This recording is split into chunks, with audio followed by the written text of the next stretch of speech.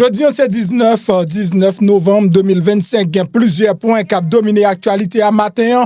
Parmi les points qui ont dominé l'actualité, nous connaissons Haïti fait l'histoire hier soir.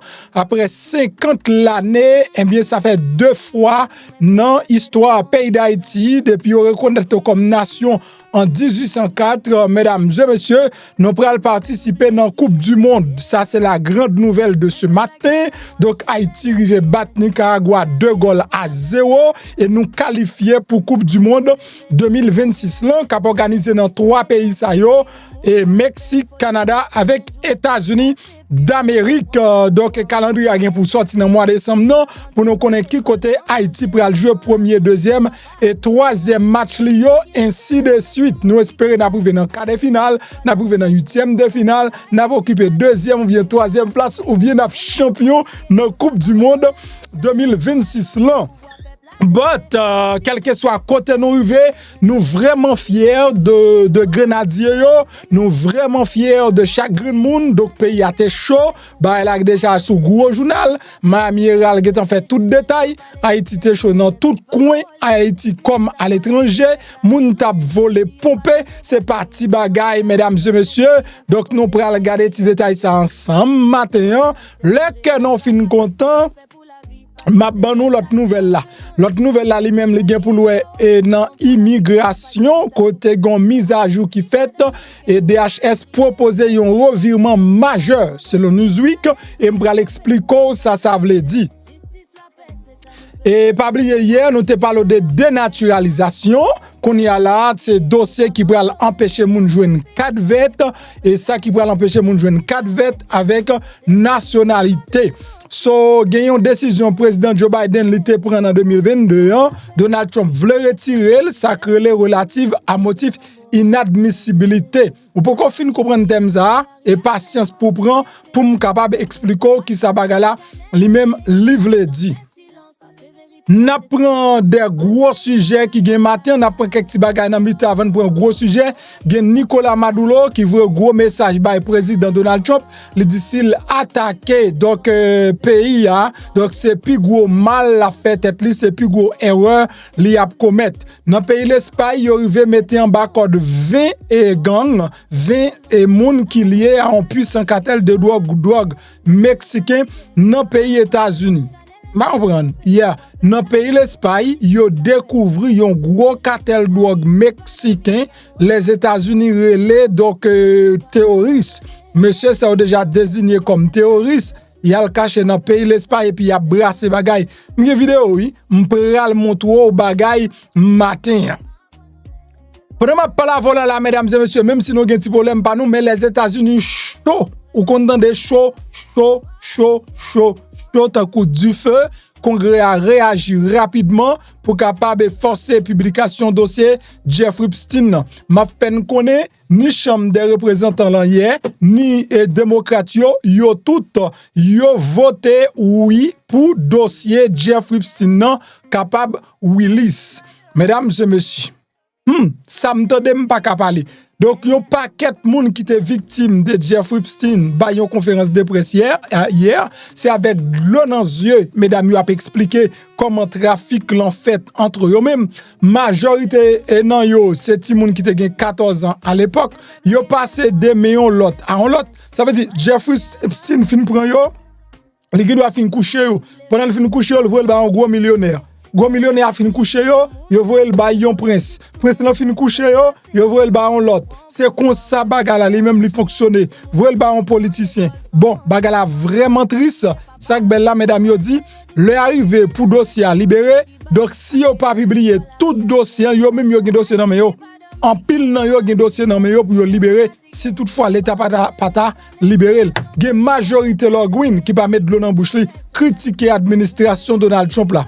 Dans fait mission m'a quitte regarder mesdames ça mais faut un courage oui pour garder mesdames ça au cap crier mesdames et messieurs pour gens situation t'es compliqué pour yo même.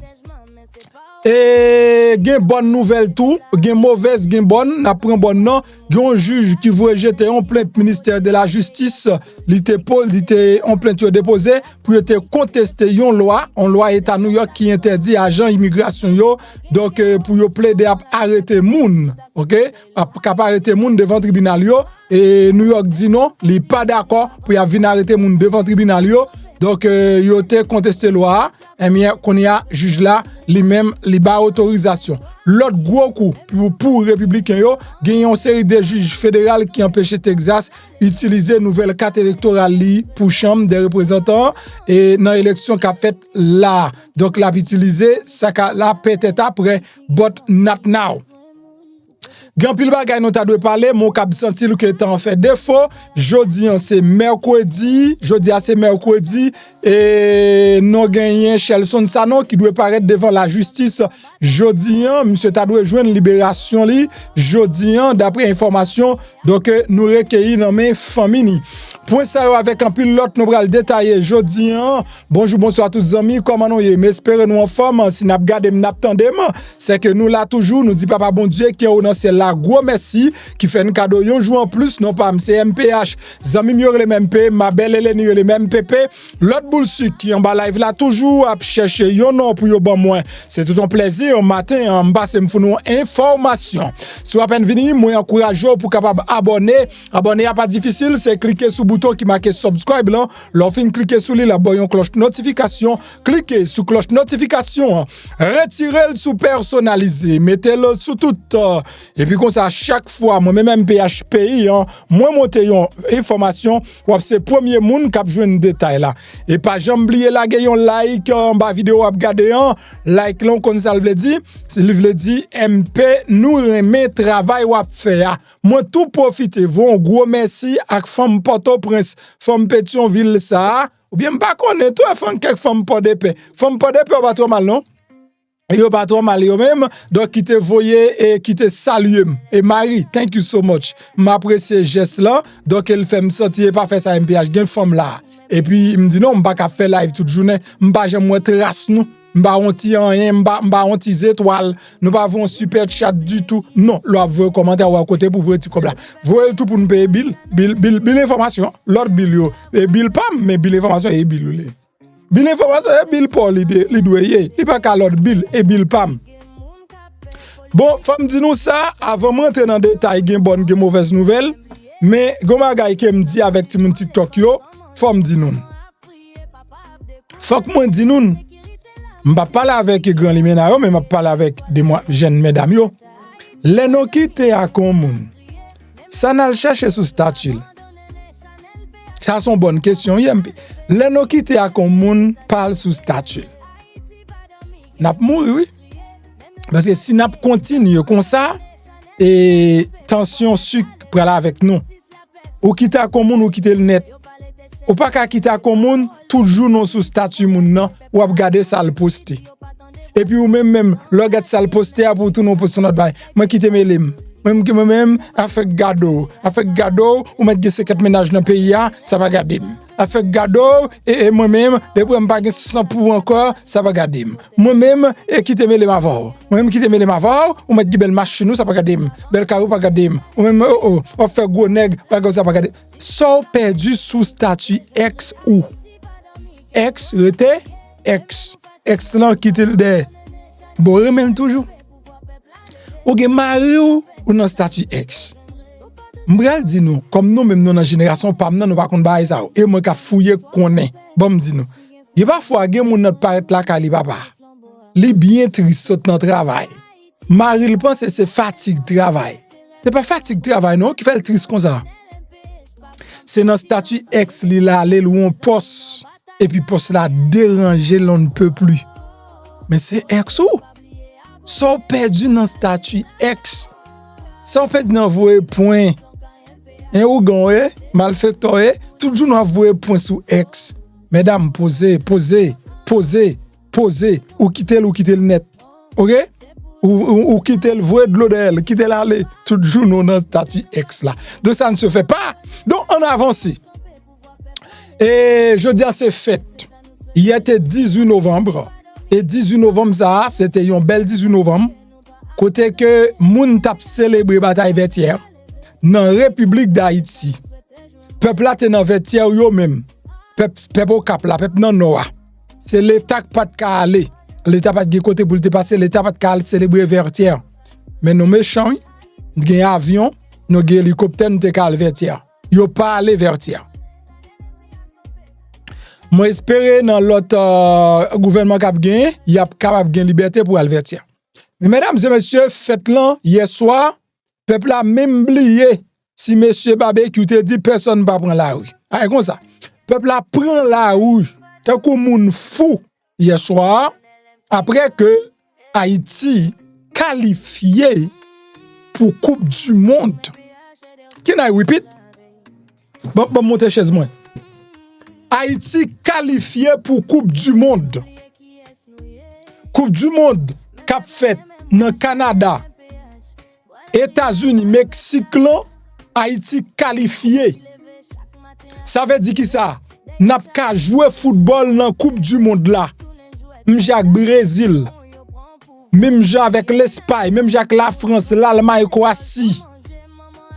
Oh my goodness. I will be there. You gonna be there.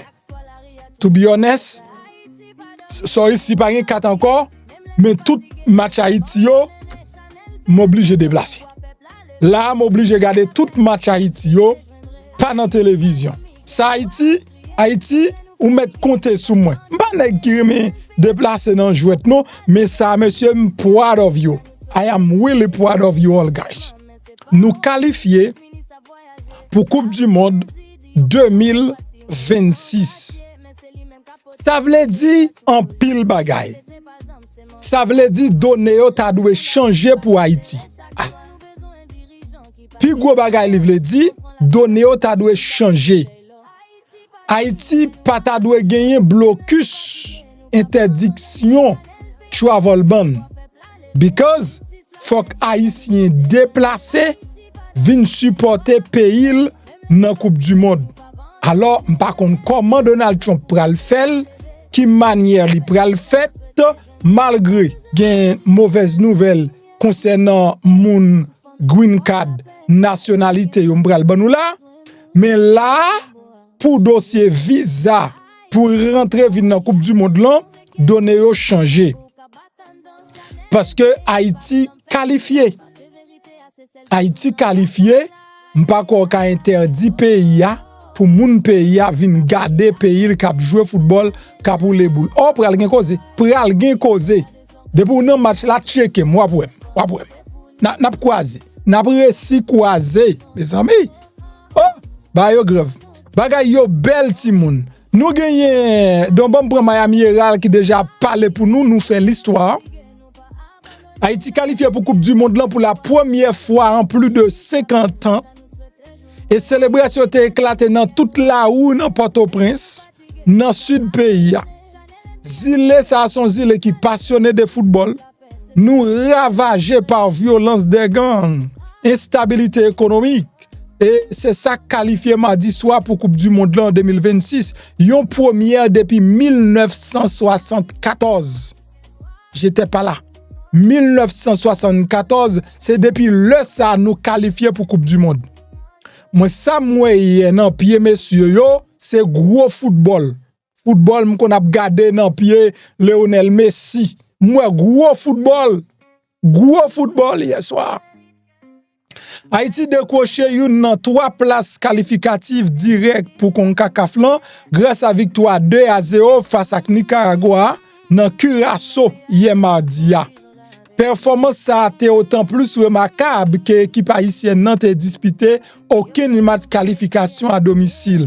Et stade là est devenu dangereux en raison de violence des gangs. Donc dernier match domicile là est remonté en 2021. Tout match à domicile Haïti était déplacé sous terrain neutre. C'est ça le problème non.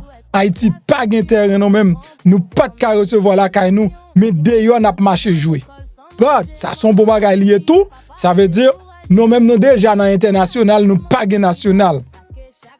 52 ans, Haïti de retour. C'est ça, et Dr. Joseph Durandis, qui est médecin origine haïtienne et résident dans Sud Floride, là, lui-même lui fait connaître, ou pas, j'aime comprendre ça. Un pays qui a traversé une période tellement difficile, eh bien, en 52 ans, mesdames et messieurs, donc voilà comment peuple là, yo content, yo prend la rue, soit garder carnaval tout côté, moun ap danser tout côté après Haïti, li fin qualifié pour Coupe du monde là. Mesdames et messieurs, ça c'est la grande fête. On regarde quelques petits bouts de vidéo côté que le peuple là lui-même prend la rue là et nous dans Saint-Marc, c'est tout côté moun ap prend la rue dans pays. Ouais, et tout côté moun ap célébrer. Yes, la Kayam Saint-Marc. Saint-Marc m'a sous très bientôt, la Camon Saint-Marc, et c'est là peuple a célébré la grande victoire de l'équipe nationale de la sélection haïtienne de football, mesdames et messieurs. Malgré nos pas de stade pour nous jouer, pour nous garder belle bagaille, eh bien c'est d'ailleurs peuple là eux-mêmes yo a célébré. N'a quitté rapidement eh bien Haïti et puis qu'on y a en rentré au Cap haïtien, là quitté Saint-Marc. Mais comment peuple Saint-Marc eux-mêmes y a célébré. Donc là c'est sous place Vertière, peuple haïtien t'a célébré sous place Vertière. Regardez. C'est comme ça haïtien t'a célébré et victoire Haïti non Coupe du monde pour Coupe du monde là. Et comme ça peuple au Cap eux-mêmes mon accord mon éclairé t'a fêté. Donc c'est dans tout réseau social là, matin qui gagne un seul bagaille, un seul causé qui gagne dans tout réseau social là, matin dans tout réseau social là. Meni, donc Haïti a célébré 50 l'année depuis nous participer dans la Coupe du monde, mesdames et messieurs, 50 l'année. Donc là, c'est qu'on kakaf, mon pavlé et mon pavlé prend, mais wap gado green goal, mon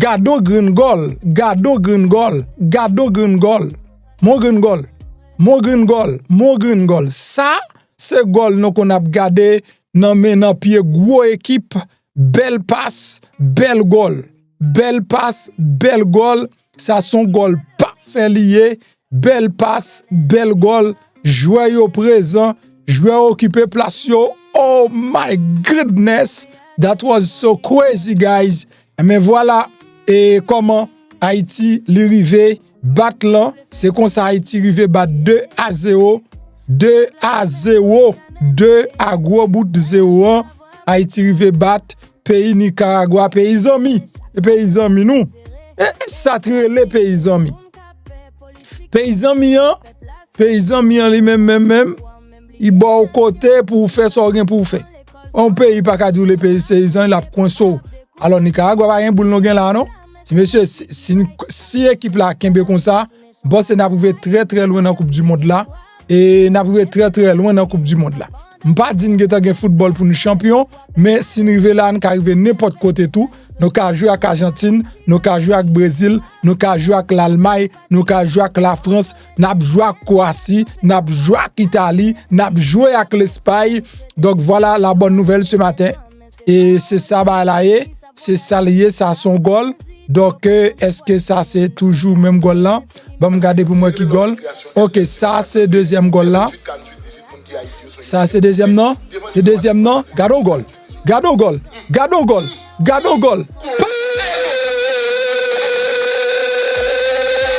Oh. Regarde. Est-ce que Noël? Non, ça c'est formidable. Ça c'est formidable. Est-ce que Noël tout? You got to see all that. Non, full screen. Full screen.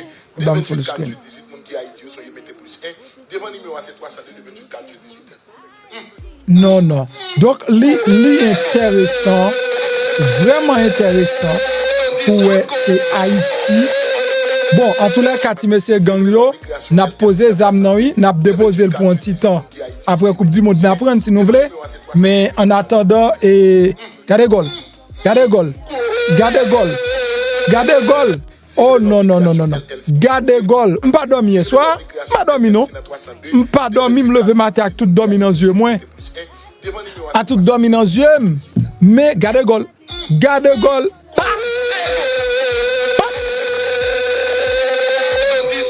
Ah, mon cher, ça son gol MPH, mon cher. Ça son gol MPH, ça son gol MPH, ça son gol Ederson, ça son gol MPH, ça son gol Ederson, ça son gol Louinel, ça son gol Femme Senti Bon yo, ego. Mais gol Timoun. Voilà, donc c'est Haïti, n'a célébré, donc nous pas bagay ça au longtemps. Depuis Haïti pour aller jouer, c'est toujours découragement. Nous toujours pensé nous pas privé loin. Mais jodi a nous fait l'histoire, nous fait peuple à content, sélection fait que peuple à content, Haïti retourner sous terrain pour la plus belle, mesdames et messieurs. Well, automatiquement, nous quitter Haïti parce que il va pas venir farine pas venir dans même sac tout le temps. Farine n'a pas venir dans même sac tout le temps. Okaïté prend la rue, tout côté prend la rue, Port-au-Prince prend la rue, Thirivière prend la rue, Gonaïve prend la rue. Caméra pas de couvrir tout côté, mais c'est tout Haïti qui levé matin avec la joie dans cœur, la joie de l'Éternel envahit nous. Ça qu'a prier pour Haïti parce que nous n'en bataille. Et n'a pas espéré là il pas gain jouet automatiquement calendrier a sorti m'obligé prendre billet pour match Haïti automatiquement calendrier a sorti nous obligé prendre billet pour match Haïti nous pas qu'à rater parce que m'te dit dans Coupe du monde ça m'apprécie à le supporter Argentine. OK, m'apprécie à le supporter Argentine, l'autre yon pas de caler mais ça en bas pied nous obligé rentrer dans stade donc n'a supporter Argentine. Mais année ça là Argentine ou pourquoi gen fanatique. Pourquoi gen fanatique parce que Haïti dans bataille. Haïti dans bataille. Monsieur m'voye gros big up pour nous et gros big up salut nous matin, content et pour travail n'a fait. OK, n'a passé dans l'autre page histoire. Page ça c'est page immigration. Mais avant mesdames et messieurs, pour ka ouais Coupe du monde là, prends ce centre attendez.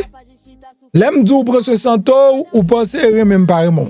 Moun qui parement pas parler de santé ou. Premièrement, prend ce santé spirituel ou avec qui ça? Avec l'huile de désenvoûtement. Yem te pas son petit témoignage pour nous, peut-être gen moun qui pas attendre mais moi vraiment épaté. C'est chaque jour m'gen témoignage. Gen paquet moun qui pas bon autorisation pour me passer yo. C'est pas tout le monde qui a une autorisation pour me passer témoignage, mais moun sa ban autorisation pour me passer témoignage li a. C'est ça que fait. Entendez les puis commencer. Même toujours après un monde qui t'a utilisé l'huile de désenvoûtement. Il toujours à faire réclame pour bagay là, me dit ah bah là ça moi même parce que me fait la paix avec mon Dieu. Mais là me garder moi tout bon. Toute prière m'a prié, tout ça m'a fait. Comme pas arrêter dans mes mains. Canet banque m'a séché. Nous sommes monde qui pas travail c'est dans héritage humain avec social c'est même comme là me qu'on toucher que qu'on régler tout à fait. Comme la arrêter il va pas régler salle de qu'on régler encore non. Madame qu'on y a là on dit ça fait mort de l'huile là. Oui. Les morts de l'huile là après un mois me fin faire et puis c'est le ça me commencer à joindre libération. Wow, gloire à Dieu, gloire à Dieu. C'est bon Zébé non plus. Libération commencer à rentrer la caille moi. Wow. Et puis qu'on y a là comme carité dans mes mains, comme bill moi pour me déconner payer yo payer vous comprenez je me déconne payer.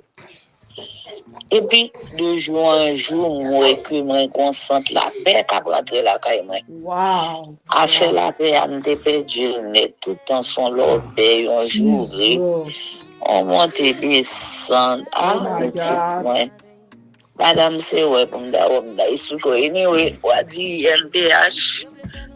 Moi, je dis merci en pile, merci bon Dieu. On va quitter dans le site suivant. Depuis le fini, couper là, pour nous le citer. Et m'a persévéré dans la prière. entendez, quand tu entends des témoignages là, m'a fait un peu part de ça. Et nous disons Dieu merci pour ça. Et que, est-ce que vous avez une accessibilité pour que, est-ce que nous sommes capables de partager témoignages ça pour l'autre monde qui attend de Oui, mais non, moi, je ne vais pas continuer ça sortir. Non, pas dire non, maman. Donc, c'est intéressant et c'est des gens qui peuvent utiliser l'huile de désenvoûtement. C'est des milliers. Gen dit non MPH, et m'gen moun nan zone at konem, blablabla kap caché. OK, mais témoignage yo en pile. Je vous encourage, si toutefois ou même ou ap traverser même étape ça yo, moi encourage ou utiliser l'huile de désenvoûtement. Pour faire commande l'huile de désenvoûtement, ou ap joindre dans description vidéo, ap joindre link là, ou capable relé nous dans 201 726 0159 pour capable faire commande l'huile de désenvoûtement et passer dans Bridge Care Clinic ak pharmacie pour prendre soin santé ou parce que automatiquement et ou délivrer spirituellement besoin physique là tout oui. Passer dans Bridge Care, prendre soin santé.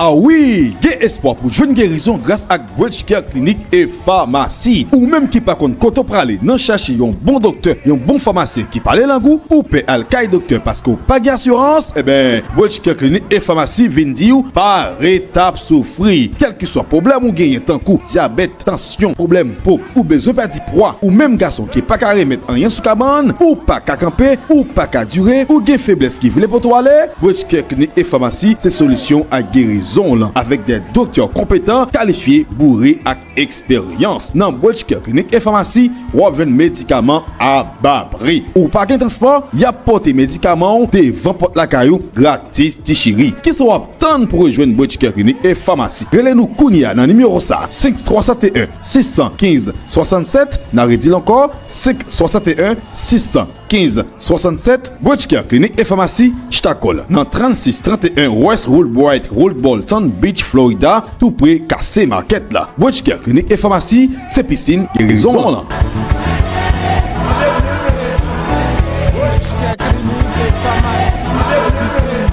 Nan l'an passé, fait connaître moun pa MPP pour cap joindre bon Jean 1040 sous prix médicament. Bon mesdames et messieurs, sou gen moun qui fait sucre, qui fait tension la kaou, pas oublier. Mais maman pemba, ça relè chaga. Il pas seulement pour sucre tension. Moun qui perd ti ban yo tout l'important pour nous. Pour ta trois batailles avec problème tension, sucre, cancer, cholestérol, tourlé dans zo, anémie, ou pas gen mémoire, ou gen problème rein, cellule mério, fin grand moun, ou besoin rajeunir, ou besoin renforcer système immunitaire, et ben vin dire remède chaga combat. Ça pi belle dans chaga, même si sucre nan pété sous peau, et ben chaga séchel là pour là. Chaga c'est une plante légende, c'est un champignon qui est riche en vitamine K. Yo les plantes ça, plante de l'immortalité. Quel que soit côtoyé dans le pays d'Haïti ou le bord de l'eau, remède chaga combat. Américain mandel, espagnol mandel, français mandel, c'est tout pays ak mandel. M'pa bon menti, depuis l'aime remède chaga combat non, moi marche de victoire en victoire sur maladie, m'passe vinn dire mettez chaga dans la vie nous. Relé kounya là sur numéro ça 201 726 01 59. Chaga c'est mettre combat.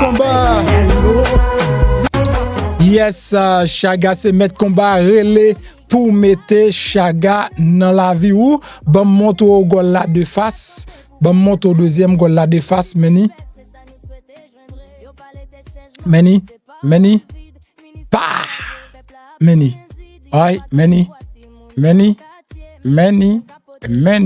meni et puis il fait passe là pour le cap contrôler ballon, jouer pas stupide, il remettre les ballons le bac et puis les tribler et puis les pas le frapper. Faut prendre soin de monsieur yo. Pas monde qui mange. En tous les cas, diaspora utile nan pile. Très bien. Meni. Pas un jouet là. Ça c'est football nous qu'on a regardé dans grand écran. Et c'est pas contre football par nous non, et football nous qu'on a regardé dans grand écran, c'est lui même n'a regardé là. Bagay nous qu'on voit dans grand écran. Mes amis, dans pied haïtien, nous bagay ça, m'pa ka fin parler. OK? en avancée. Ouais, c'est très important. Donc, pendant que nous continuons à célébrer le football, nous continuons à célébrer avec l'équipe haïtienne, non, parce que ça n'est pas qu'à bouquer fait ça. Mesdames et messieurs, donc, une information, moi, je voulais nous connaître là. Donc, moun qui te joignent, résumé à pas l'autre bagaille. On regarde. Administration président Donald Trump là, m'pas bon bagaille bouille chauffer. Information tout neuf m'a baou. Bagaille qui sorti hier soir bien tard. Administration président Donald Trump là, li proposé pour abroger yon politique sous Air Biden. Yon mesure qui capable priver moun de résidence permanente et moun qui te dépendent de aide gouvernementale telles que Medicaid. Ça veut dire en pile moun qui te dans Medicaid si complot si complot ça a passé parce que le tel là déjà Biden vient le retirer en 2022 Biden mettait pas monsieur a retiré. Donc pour ça et projet administration lui-même c'est abroger politique ça pour le cas empêcher des moun qui bénéficient aide gouvernement pas qu'à appliquer pour pas qu'à jouer une résidence ni pas qu'à faire ajustement statut. Donc yo pas admissible pour ça. Matthew J. Schweiger qui c'est porte-parole service citoyenneté et immigration USCIS li fait connaître que DHS proposait une réglementation de 2022 relative à motif inadmissibilité qu'il y a charge publique. Par proposition de règlement ça, DHS entend pour le rétablir un plus grand marge de manœuvre pour capable permettre avec agent yo évaluer tout fait pertinent pour conformer à politique de longue date. Selon politique ça, les étrangers aux États-Unis yo doivent être autonomes de manière complète financièrement. Département sécurité intérieure DHS li entreprendre pour abroger une protection qui est accordée à immigrants yo sous administration Biden. Ça veut dire et immigrants gon série de aides ou éligibles pour yo. Et ou gen food stamp. Ça veut dire un monde qui est dans food stamp, ça pral gen impact direct sur moun qui te dans Medicaid, qui est qui pas dans Medicaid, qui est.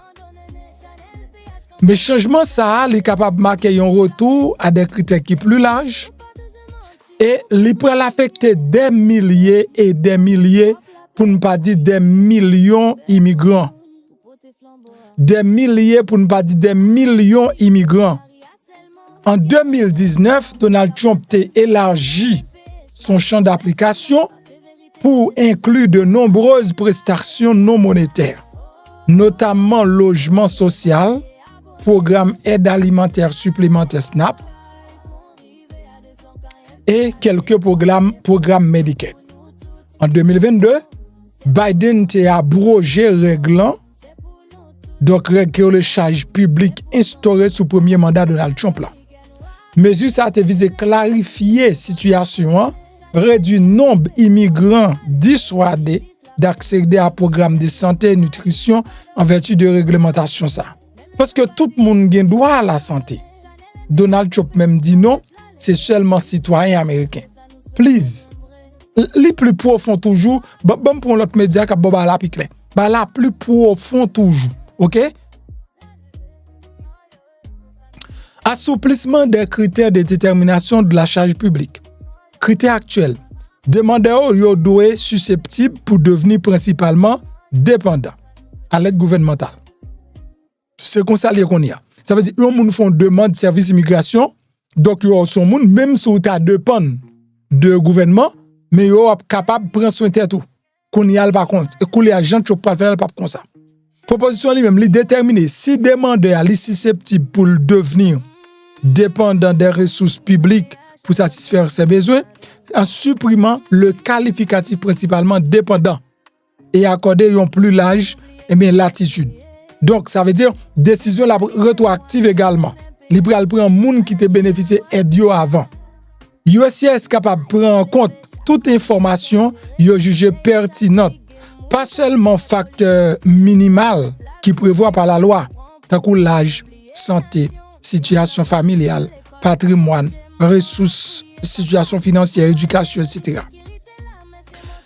Facteur négatif yo capable gain là-dedans yo et demande à approbation toute prestation publique, y compris programme non pris en compte auparavant, tel que SNAP. On moun te ka bénéficier programme nutrition SNAP là et puis ou pas de problème et breché. Toute forme de Medicaid dont moun te bénéficier, faut pas qualifier pour joindre résidence, pour joindre nationalité. Avantage en matière de logement, si vous te connaissez dans un pays caille. Prestations complémentaires ou bien usage spécifique. Donc, nous rappelons, les gens qui te dit pas prendre aide là, donc, il était légal, et mais jodi a, il vient pas légal. Examen des prestations aux personnes en charge. Ça veut dire, si moun kap bo résidence là, moun kap marié avant là, lui-même tout le dépend de l'État, eh bien, la va faire tout. Prestation reçue, demande ou approuvée pour une personne en charge, capable prise en compte demandeur. Si moun qui qu'on a supporté là, moun qui c'est patron, eh bien, si moun qui patronne ou là, moun sa tout, li c'est moun kap mande aide l'État, eh bien, moun nan pa ka ou résidence non plus. So, yo compliqué, oui? Non, mais non, yo vraiment compliqué. Conséquences pour ajustement de statut. Ça fait moi mais gagner tout côté bagay yo dit. M'pa vle m'di bagay même. Yo dit formulaire I485 là l'a révisé. Bien que pendant la révisé, moun capable toujours utiliser format ancien, mais on peut le réviser. En attendant publication nouveau formulaire là, donc il y a qu'à utiliser ancien. Mais USCIS capable mando pour voir l'autre preuve document bali tout avant l'approuver pour ajustement statut. Période de conclusion 30 jours après publication 19 novembre 2025 et 30 jours après publication soit 19 novembre 2025.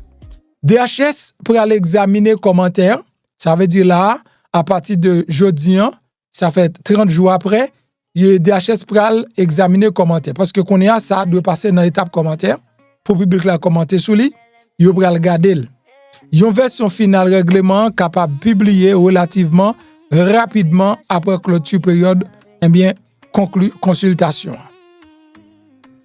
En pile monde dit bagay ça li pas bon, parce que tout le monde gen droit. OK, tout le monde gen droit en garder ça moun yo dit, à moi k'ap dou ça moun yo dit, en pile monde dit c'est pas possible parce que tout le monde gen droit à la santé, tout le monde gen droit pour yo manger, tout le monde gen droit pour yo boire, yo pas ta doué faire comme ça. Projet règlement ça fait objet d'une période formelle de consultation pendant 30 jours, pendant période là donc il y a pral et nous y a utilisé ancien. Mais un peu monde fait connaître c'est pas nous gagner président directrice générale national Low Income Housing Coalition il déclaré à l'heure où le pays s'efforce pour à se remettre de la plus longue paralysie gouvernementale de l'histoire des États-Unis et des réductions des aides au logement, à l'alimentation, aux soins de santé, nous pas capables de permettre nous pour mettre en œuvre des politiques qui pourraient augmenter l'incertitude pour des millions de monde et familles. Ça, c'est déclaration un peu moun fait. Nous exhorter l'administration avec congrès pour jeter projet ça et pour régler sous charge publique yo et compte tenu des troubles à contestation juridique qui gagnent yo. Gagné Sampik qui sont responsables politiques et du travail et des mobilités au sein de l'économie Innovation Group, les déclaré lors de la mise en œuvre de cette règle sous la précédente administration Trump, nombre de documents nécessaires pour orientation en cas de vête l'était doublé. Ça veut dire, pour moun vin gon 4 vet, qu'on y a quand même quadruplé quantité de documents ou pral besoin. Adriana Cadena, directrice générale coalition pour protection des familles, lui dit proposition ça li dangereuse. Elle mettait en danger la santé et bien-être économique pays. Gemonacha, directrice municipale politique et de la stratégie chez Community Catalyst, il déclaré chaque monde mérite pour yon en bonne santé et pour yon en sécurité et pour yon kap prendre soin famille quel que soit le lieu de naissance yo. Donc nouvelle directive DHS là concernant charge publique là, li gon message dangereux le voyer. C'est que accès à prestation santé li rend yon moun moins digne d'être accepté ou bien intégré dans la société. Gen ki kamatos projet agressif administration Choplan li vise rétablir un critère de richesse obsolète pour déterminer si un moun li considéré comme une charge publique. En résumé, qui sa nouvelle lanye sous son moun qui te dépend de gouvernement, yo pral tenir compte de ça pour yo est-ce que wa pour une charge pour gouvernement avant yo bon accès pour gagner nationalité américaine avant yo approuver pour capable gon résidence. Longtemps donc koulia la sous Joe Biden comme nié, et bien depuis ou pas paralysé ou ka travail, yo pas un problème pour gouvernement, donc ça veut dire yo tenir compte de ça. Mais qu'on y a c'est pas ça yo même, ça veut dire n'importe qui sorte fait déjà capable affecter ou.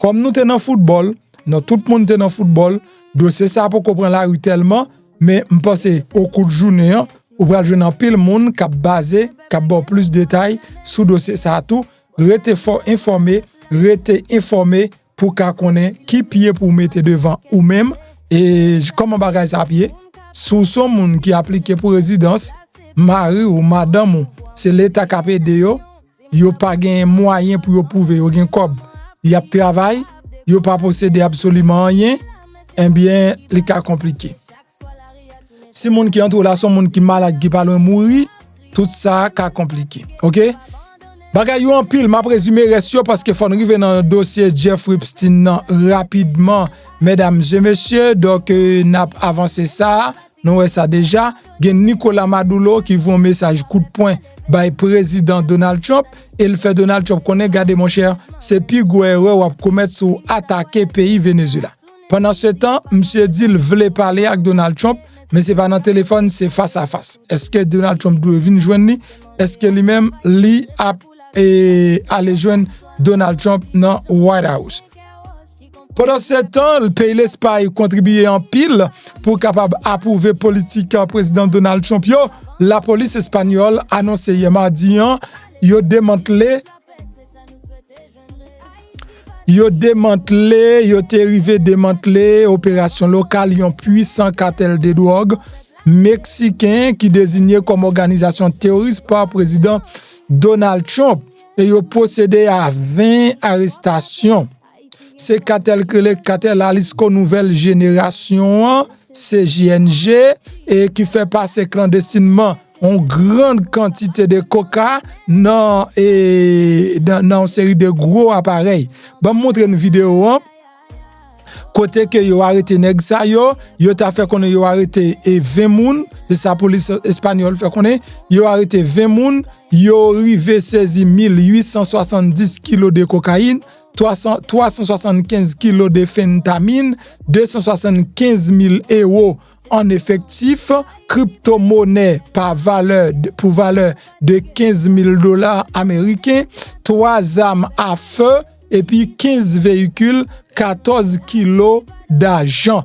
Yo rivé bien saisi dans opération si là qui menait donc dans pays l'Espagne, mesdames et messieurs.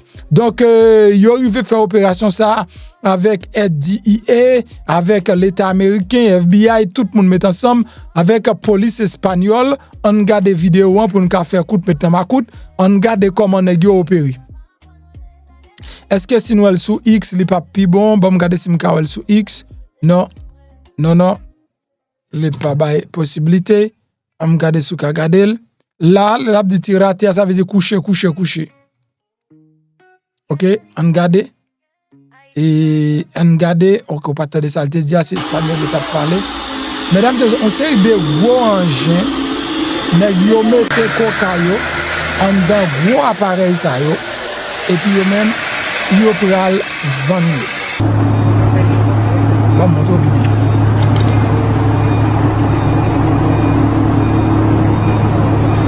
Son réseau dealer yo démasqué.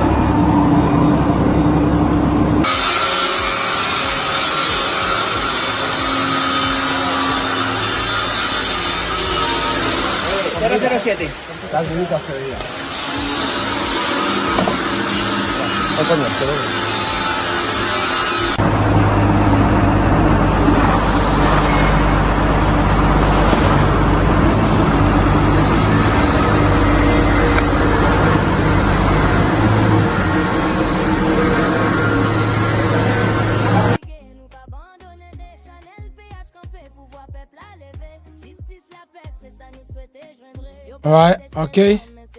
Ouais, le sound, bon, regarde s'il pas un son. OK, parti ça qui doit pas un son lui-même.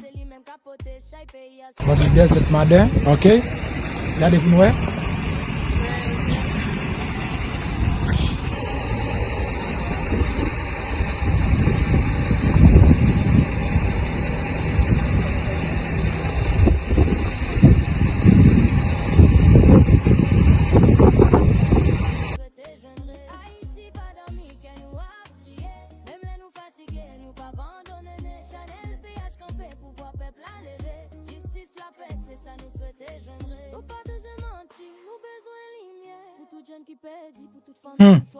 OK, est-ce que nous ça c'est ZAM?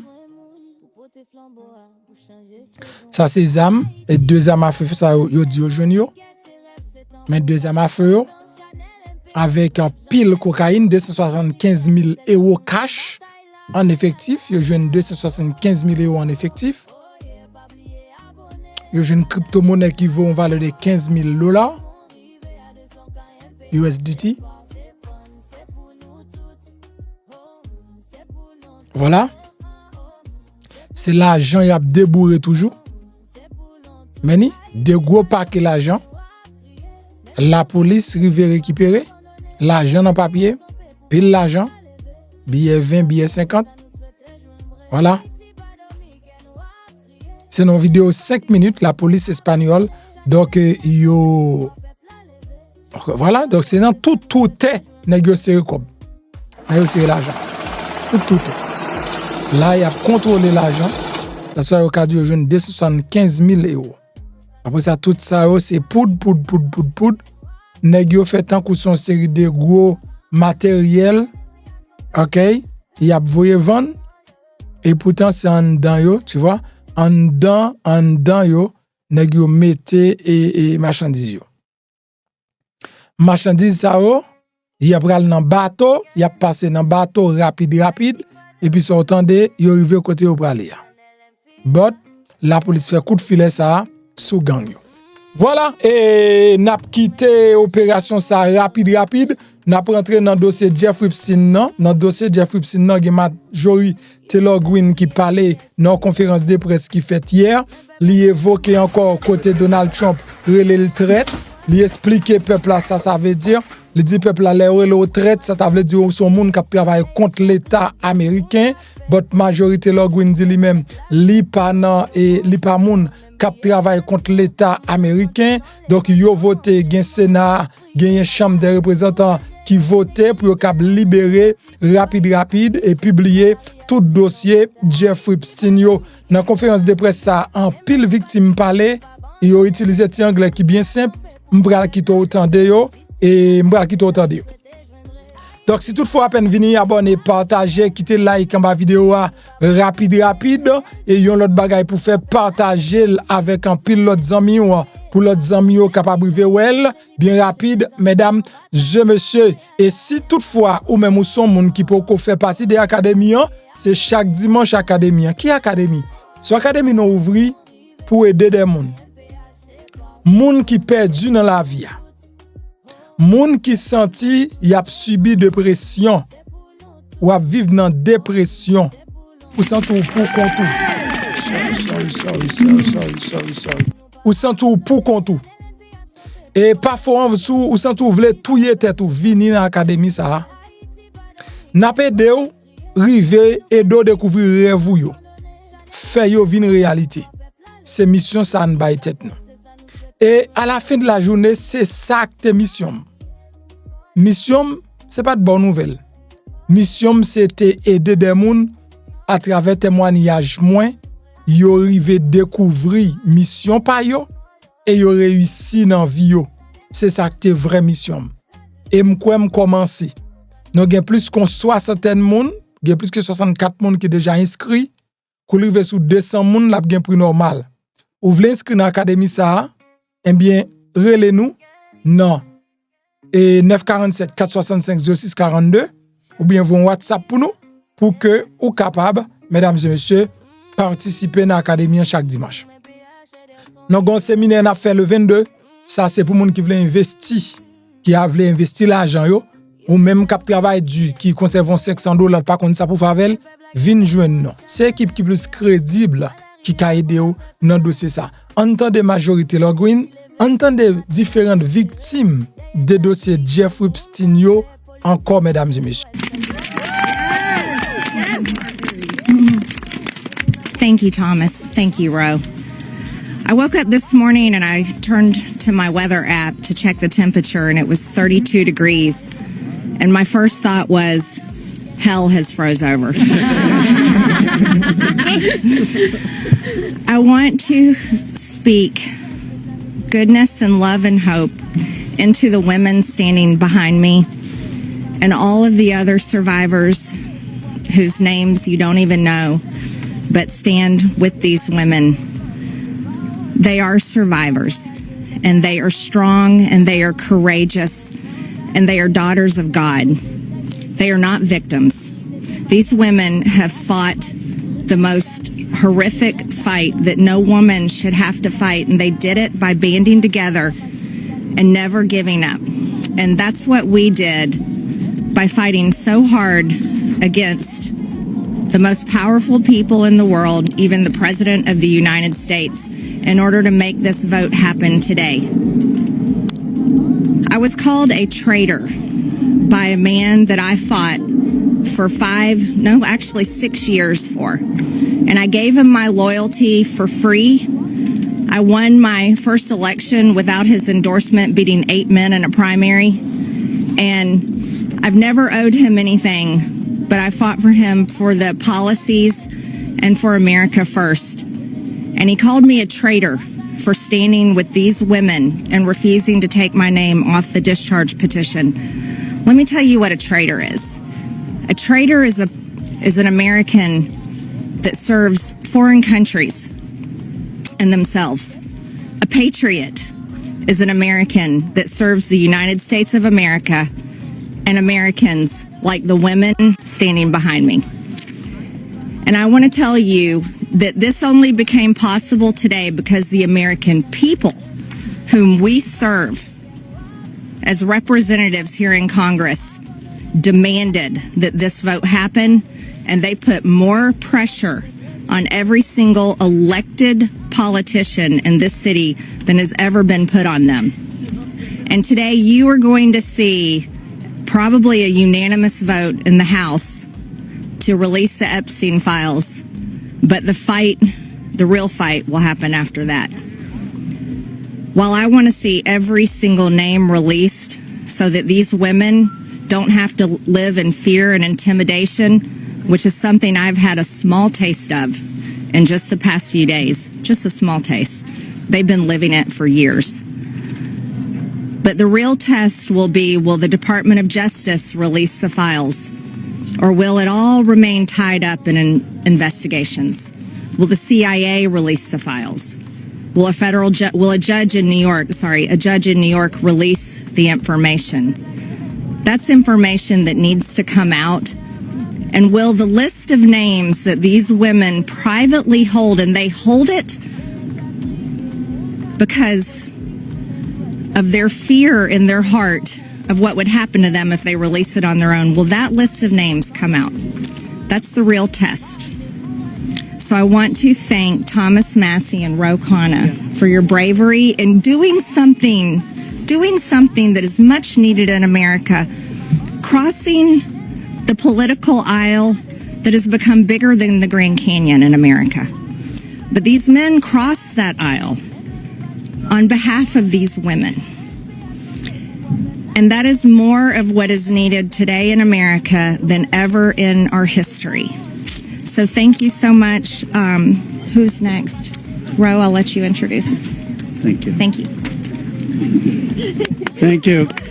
Thank you, Marjorie, Representative Green, for your courage and your words.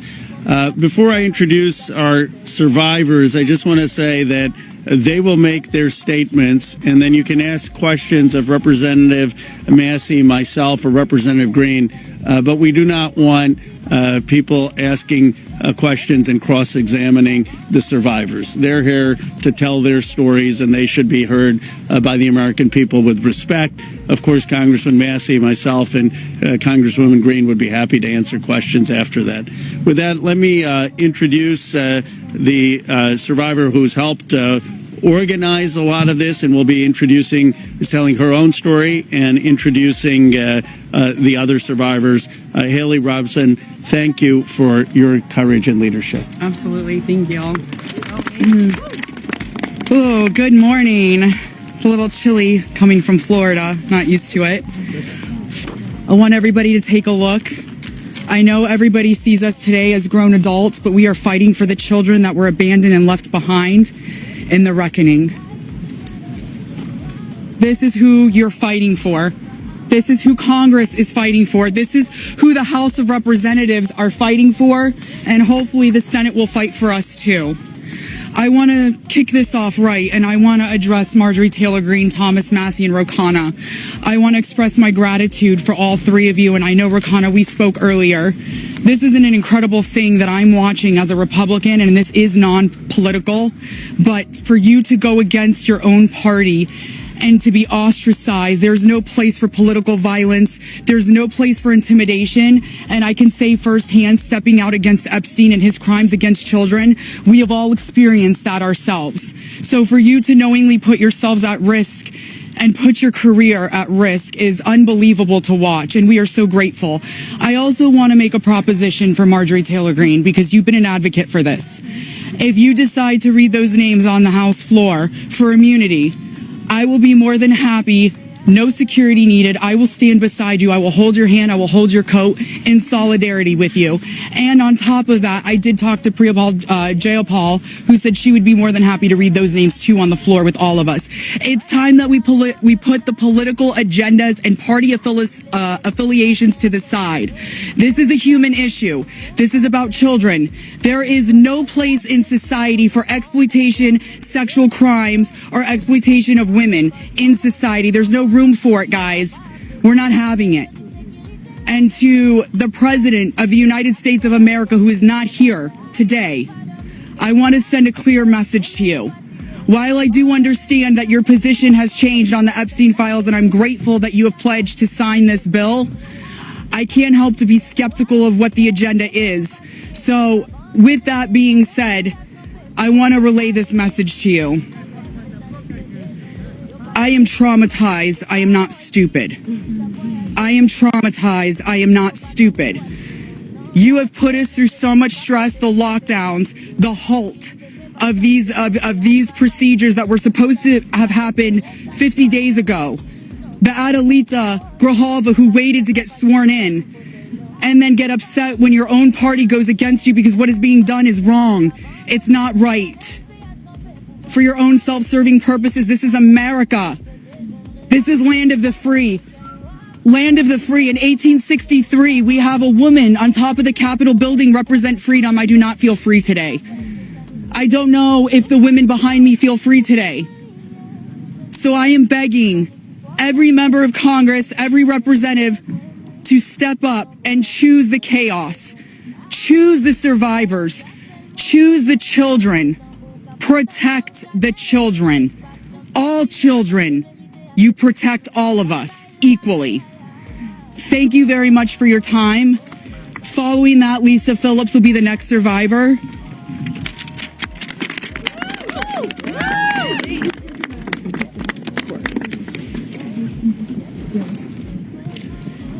Good morning. My name is Lisa Phillips. It's an honor to stand here again for something America is finally united on: the immediate release of the entire Epstein files. In a divided nation, this is one demand we all share. Last time I stood here, I made a promise to all survivors watching. If those in power refused to release the truth, we would start uncovering it ourselves. For anyone who doubted that, that moment has already arrived.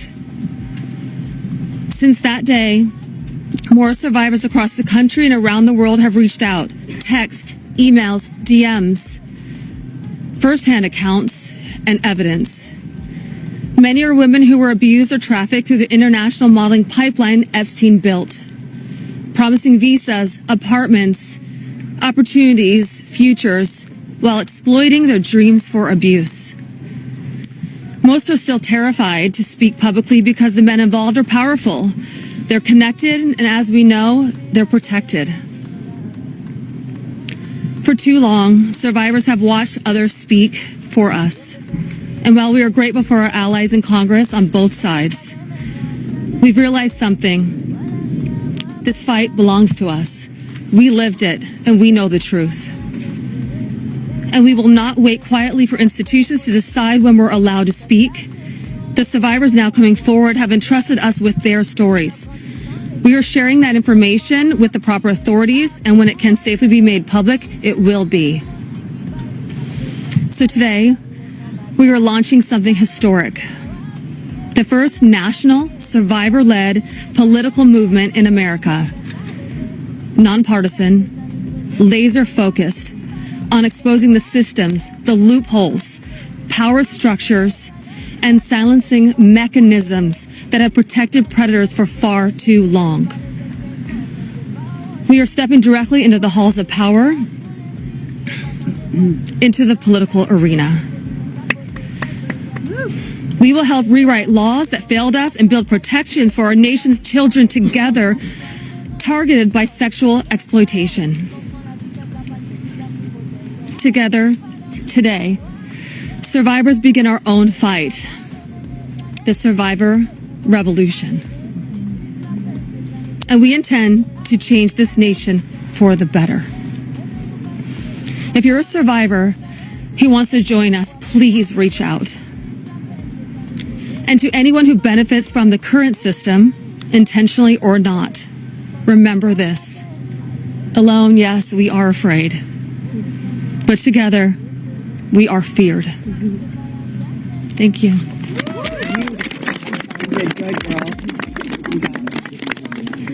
Hello, everybody. I am Jenna Lisa Jones, and just as Haley, I would just like to give a little reminder that this was me at 14 years old. I was a child. I was in 9th grade. I was hopeful for life and what the future had held for me. He stole a lot from me at 14. So just a little reminder there for everybody. Sorry.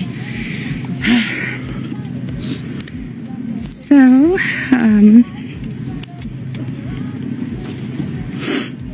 I just want to start out by saying thank you for all of you for being here today. I want to start by expressing my deepest gratitude to the members of Congress who have stood with us, the survivors, in demanding the transparency and justice. Your support is a signal that this institution can still serve the American people. This issue was never one that should have divided us the way it has. In fact, it should have united us. Sexual abuse is not a Republican issue. It is not a Democratic issue. It is also not a hoax. We are here as American survivors of a man who used his wealth and power to hurt young girls and women. The world should see the files to know who Jeffrey Epstein was and how the system catered to him and failed us. Emotionally, this process has been distressing. First, the administration said it would release everything and applauded President Trump for that. Then it fought to release nothing. Now that now that checks and balances of our democracy have worked and the bill is getting passed to release the files, we are hearing the administration say they intend to investigate various Democrats who were friends with Epstein. I beg you, President Trump, please stop making this political. It is not about you, President Trump. You are our president. Please start acting like it. Show some class. Show some real leadership. Show that you actually care about the people other than yourself. I voted for you, but your behavior on this issue has been a national embarrassment. It is time to take the honest, moral ground and support the release of these files, not to weaponize pieces of the files against random political enemies that did nothing wrong, but to understand who Epstein's friends were, who covered for him, what financial institutions allowed his trafficking to continue, who knew what he was doing but was too much of a coward to do anything about it. Jeffrey Epstein and Ghislaine Maxwell were able to recruit and abuse young girls and women. Then the country will learn nothing, and has horrible history will repeat itself if we do not do something about this. Thank you to the brave congressmen and women who have stood by us and recognized our side is the American side, and we should all be proud once again to be Americans. I want to just extend my thank you so much to all three of you very, very much. The first time we were here, listening to the people yell shame at you, and when she was here in support of us, really hit home and spoke some volumes, and I just very much appreciative of your support, and we stand by you. Don't let any of them bully you. We're here for you. Thank you, guys.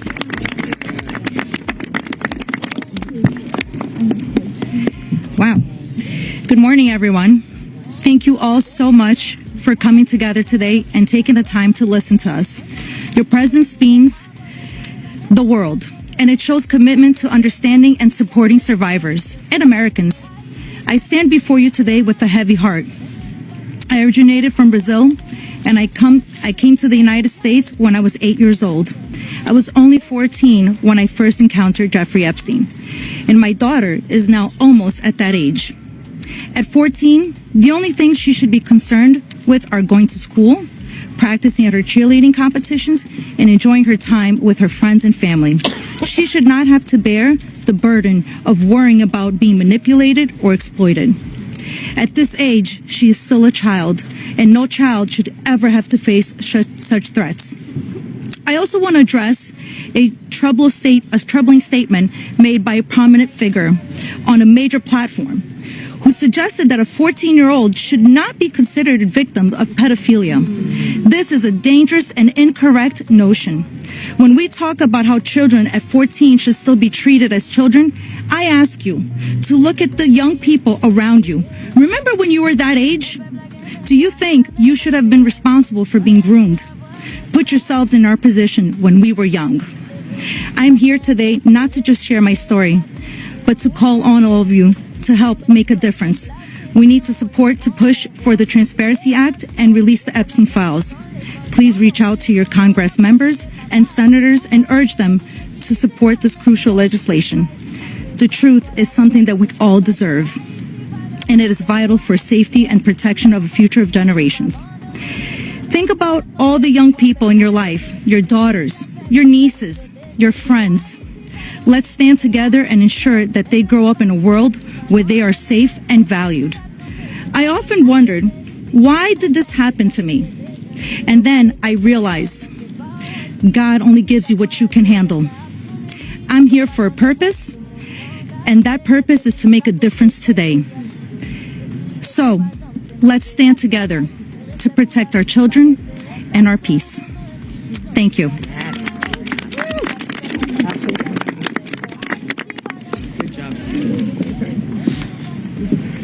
Good morning. I want to say a few things before I begin.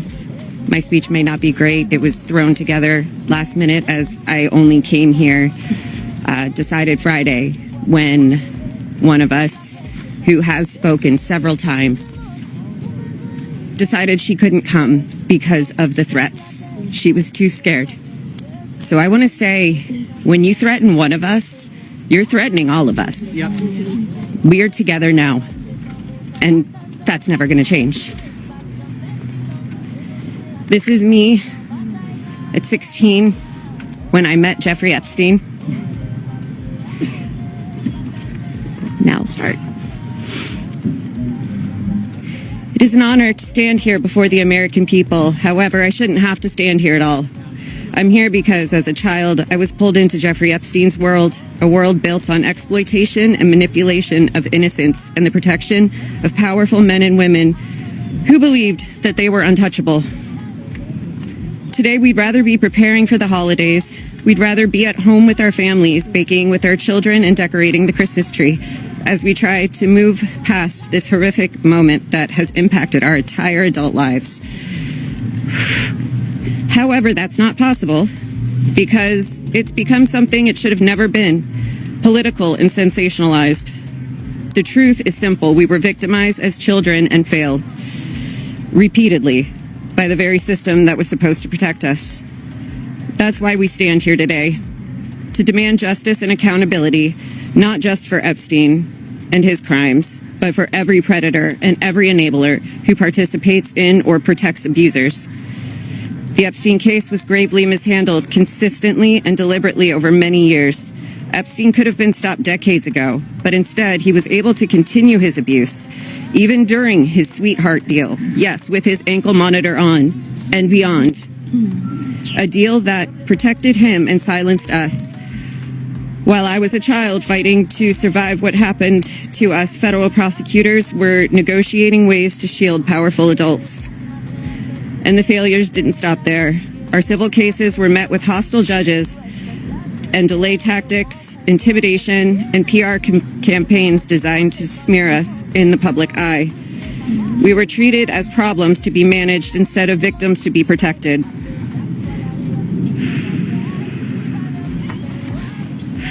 Today, something has changed. Individually, our voices were whispers. Together, they've become impossible to ignore. We are encouraged to see elected officials from both parties, thank you, come together and finally take action to release the files. I'll leave it there. Thank you.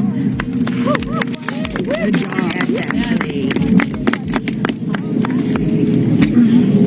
Good morning. My name is Wendy, and I'm standing here today with a truth that still scares me to say out loud. I'm going to put this down because I can't hold both, as you guys saw, but that was me when I was 14 when I met Jeffrey Epstein. None of us here signed up for this political warfare. We never asked to be dragged into battles between people who never protected us in the first place. We are exhausted from surviving the trauma and then surviving the politics that swirl around it. When survivors travel to speak, to advocate, to stand for the truth, we do it with our own money, from our own pockets, carrying our own fear, shaking in our own bodies. There is no team, there is no paycheck. It's just us hoping our voices make a difference. And it puts a pit right in your stomach because you know you're standing on the right side of history. Yes. But standing on the right side of history is not a comfortable place to be. Yep. It never has been. And in a sick, heartbreaking way, it's an honor to show up, an honor to speak here, and an honor to stand in light when the world tried to keep us in the dark. And what keeps me standing is, even with all this fear, I have a 14-year-old daughter myself, the same age I was. And when I look at her, I see the little girl I used to be, the one that no one protected. My greatest fear in this entire world is history repeating itself. And I will do anything, absolutely anything, to make sure that she has to never be one of these girls standing in front of a crowd like this today in her life. So today, from the safest and bravest places inside myself, I am asking Congress, please pass the bill. Please release the records. Stop making survivors fight alone for the truth that should have protected us in the first place. To the representatives that support us, thank you. Thank you for standing beside survivors so we don't have to face this fear alone. Thank you for choosing what is right over what is easy. And every survivor who is scared right now, your fear is real. Your courage is real. And even though we're terrified, we keep showing up. Because someone has to tell the truth. Someone has to protect these children. We deserve safety then. We deserve it now.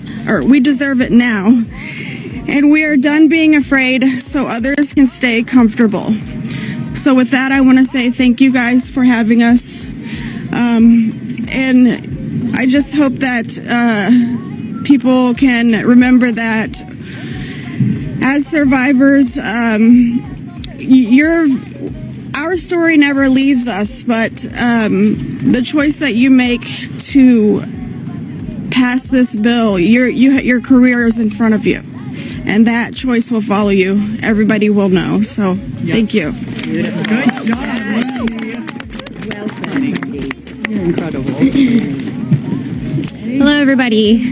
My name is Danny Bensky. This was me at 17 years old.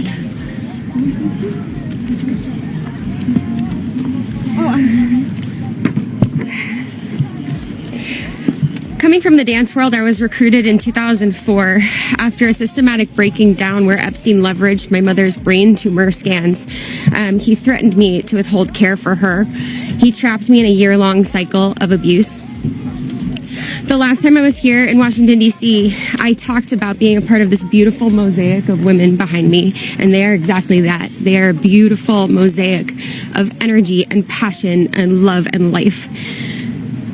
I am one story of 1,000. You think of that number, 1,000. I spoke of how big our hopes and dreams once were, and I talked about how they were completely shattered at the hands of Ghislaine Maxwell and Jeffrey Epstein. Now, I look at this amazing community behind me. They are survivor sisters. We are together. We stand together in this. And I realize that we are a representation of women across America. We come from different backgrounds. We have different religions. We are different races, different creeds, different ethnicities. We have different political affiliations. Some of us don't want to be political at all. And yet we stand here together for this cause. We're united in the call for transparency, complete transparency, to find justice. Justice for our younger selves. These pictures that you see, they're real people. I wish I could go back and give my former self a hug and say, this matters and it's going to change, and mean it. We are standing here for justice for the youth of tomorrow, and justice for those who are no longer with us, like the beautiful, brave Virginia Giuffre. We understand that the road is long, but I implore you to stay the course, please. Living in an age where you can get news in 10-second clips on your phone, I know that this is a big task for us, but it's a very personal one for survivors. It's a very personal one for us as a country. So I'd like to ask you to try something right now. I'd like everybody to close their eyes or soften their gaze just for a moment. And I want everybody to think of a child that is close to them between the ages of 14 and 18 years old. It could be your daughter. It could be your niece. It could be a friend's kids. It could be you at a former age. It could be your mother at that age. But really envision that for a second, 14 to 18 years old. Once you think of that person, I want you to think about what they feel like. What is their energy? What do they smell like? What sound do they make when they laugh? Really think about that child, just for a moment. Now I want you to picture a pair of giant looming wooden doors and an overbearing marble landing. Those are the doors to Jeffrey Epstein's house. Do you allow that child to enter or not? If the answer is yes, you would allow entrance. You stand with predators. If the answer is no, then congratulations, you're on the right side of justice. Now you have homework. I am calling for the American people. You have homework. Call your congressional leaders. Call your senators. Please support this bill. Let's get it all released. Thank you very much.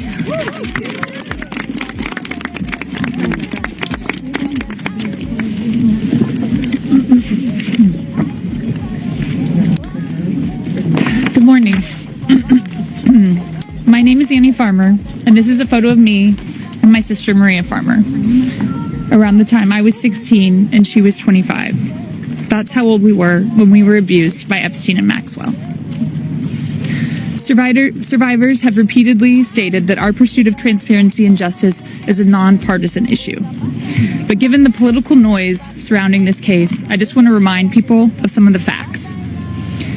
In 1996, when my sister Maria bravely blew the whistle on this group by reporting to the FBI what Epstein and Maxwell did to both of us, they hung up on the phone on her, and there was no follow-up of any kind. Bill Clinton was president. In 2006, the FBI came to us, finally interviewed us, and asked us both to be witnesses against Epstein. We were very anxious, but we agreed. And then we didn't hear back from them due to their infamous sweetheart deal.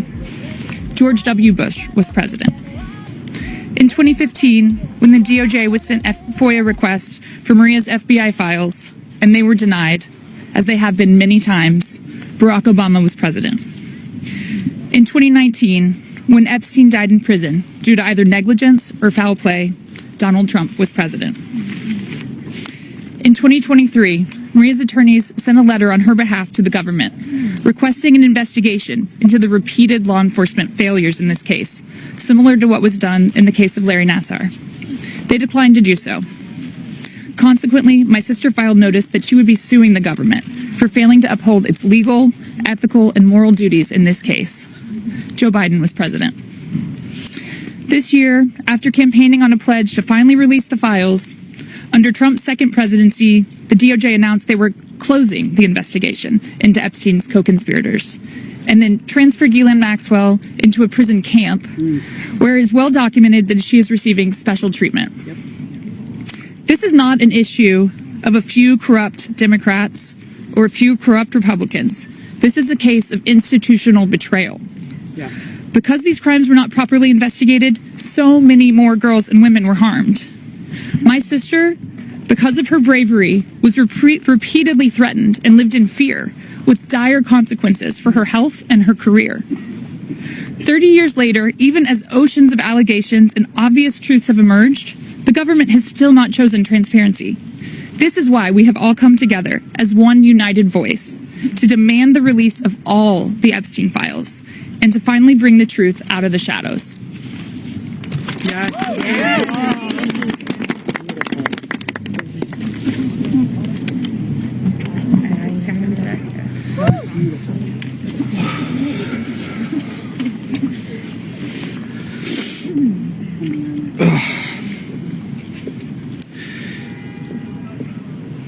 Ladies and gentlemen, esteemed members of Congress, and everyone gathered here today, I want to start by thanking the three of you. Thank you. It takes a lot of bravery to do what you're doing. We hear you. We see you. It means a lot for you to be here with us, and I know my sister would be incredibly proud. This is the moment she was fighting for and the moment that all survivors are fighting for, so thank you.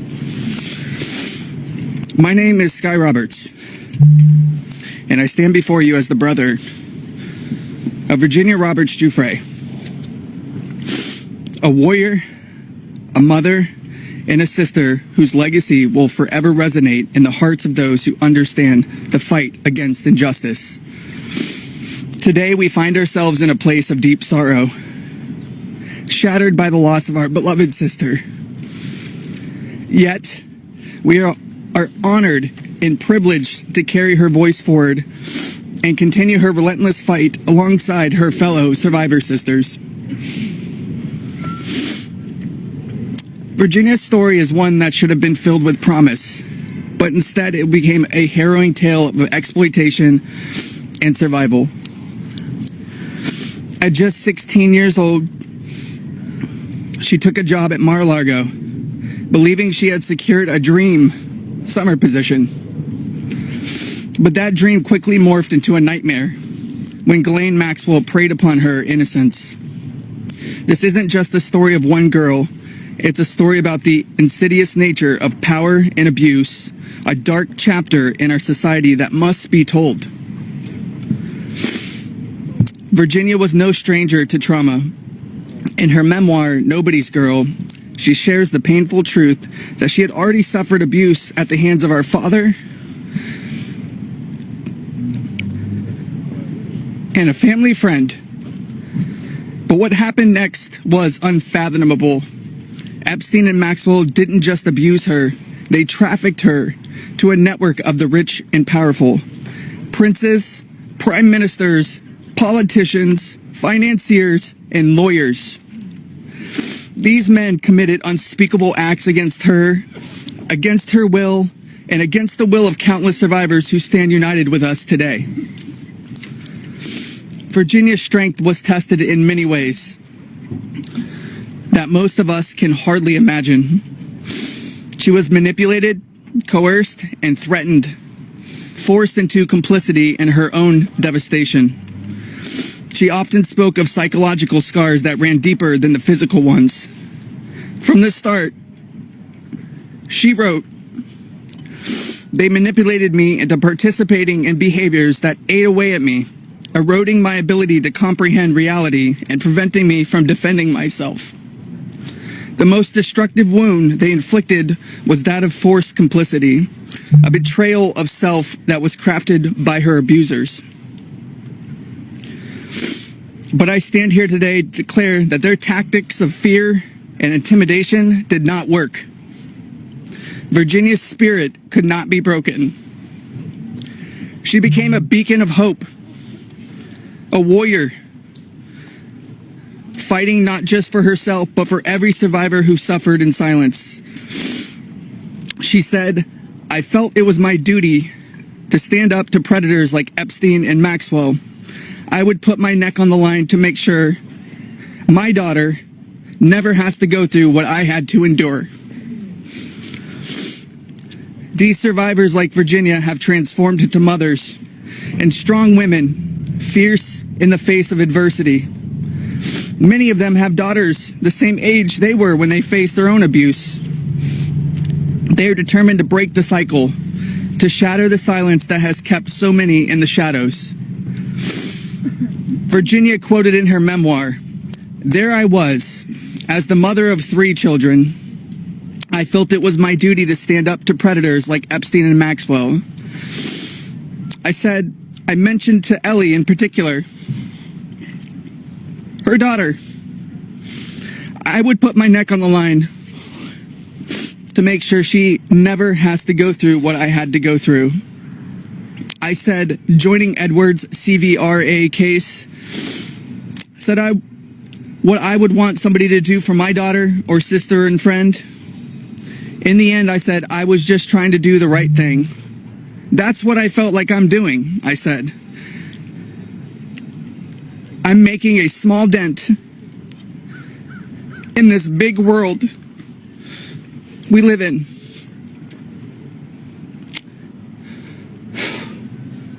Well, sissy,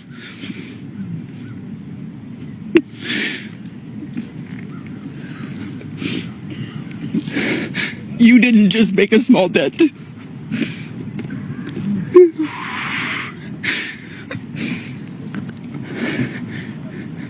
You made a monumental impact, a resounding statement that echoed across the world.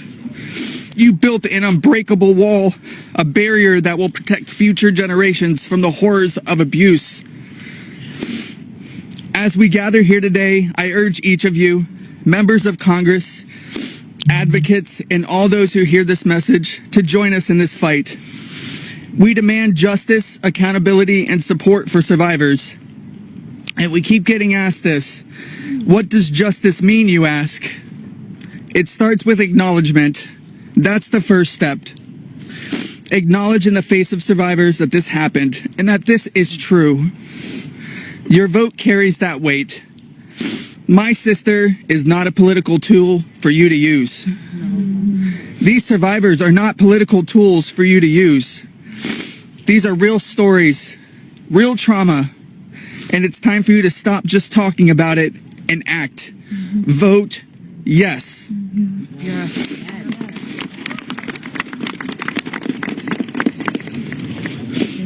Virginia's legacy is not just hers.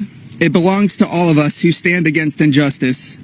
Together, we will ensure that the voices of survivors are heard, that the truth prevails, and that the horrors of the past are never repeated. Thank you. Thank you for listening, and thank you for standing with us. Together, we will not let Virginia's fight be in vain. Together, we will not let the predators win. Together, we will be the change this world desperately needs. Yeah. Thank you.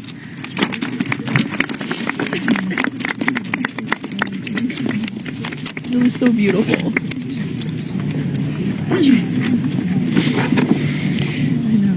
This is me when I met Jeffrey Epstein in 1991.